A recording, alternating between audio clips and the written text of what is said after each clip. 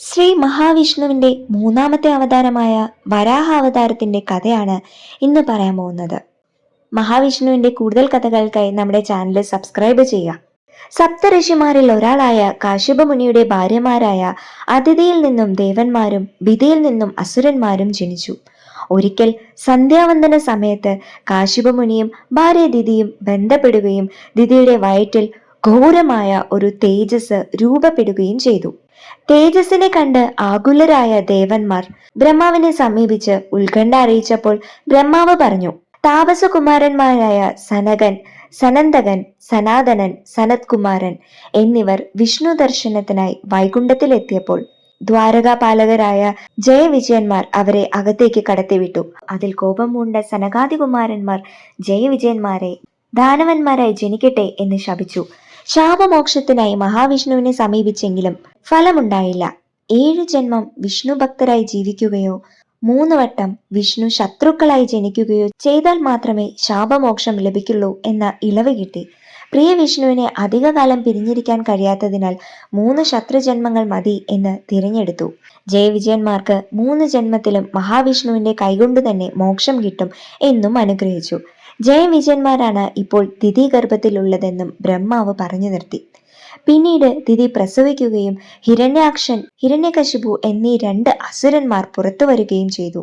പരാക്രമികളായ ഇവർ ജന്മം കൊണ്ട് തന്നെ വിഷ്ണു വിരോധികളായിരുന്നു. ഇരുവരും ബ്രഹ്മാവിനെ തപസ്സു ചെയ്ത് വരം നേടുകയും അഹങ്കാരത്തോടെ 3 ലോകങ്ങളിലും പരാക്രമങ്ങൾ കാട്ടുകയും ചെയ്തു. ദൈത്യന്മാരുടെ അധിപനായി മാറിയ ഹിരണ്യാക്ഷൻ ഒരിക്കൽ സമുദ്രത്തിലേക്ക് ഇറങ്ങുകയും തിരമാലകളെ താടനം ചെയ്യുകയും ചെയ്തു. ഭയചകിതനായ വരുണദേവൻ വിഷ്ണുവിങ്കിൽ അഭയം പ്രാപിച്ചു.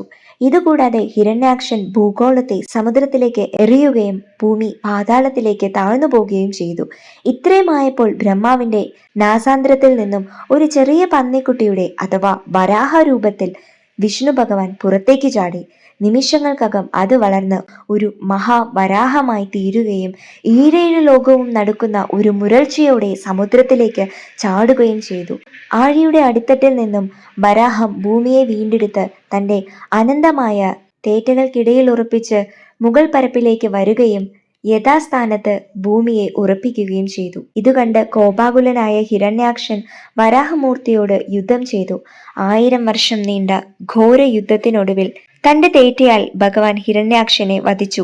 ശേഷം വരാഹമൂർത്തി നാരായണ രൂപത്തിൽ തന്നെ ലയിക്കുകയും ചെയ്തു. കേരളത്തിൽ തിരുവനന്തപുരം പത്മനാഭ സ്വാമി ക്ഷേത്രത്തിന് സമീപമുള്ള ലക്ഷ്മി വരാഹമൂർത്തി ക്ഷേത്രം, എറണാകുളം വരാപ്പുഴ ശ്രീ വരാഹസ്വാമി ക്ഷേത്രം, പാലക്കാട് ജില്ലയിലെ പരശുരാമനാൽ പ്രതിഷ്ഠ നടന്നു എന്ന് വിശ്വസിക്കപ്പെടുന്ന പന്നിയൂർ വരാഹസ്വാമി ക്ഷേത്രം എന്നിവയാണ് പ്രധാന വരാഹസ്വാമി ക്ഷേത്രങ്ങൾ. വീഡിയോ ഇഷ്ടമായെങ്കിൽ എല്ലാവരും നമ്മുടെ ചാനൽ ലൈക്ക് ചെയ്ത് സബ്സ്ക്രൈബ് ചെയ്യണേ. നന്ദി.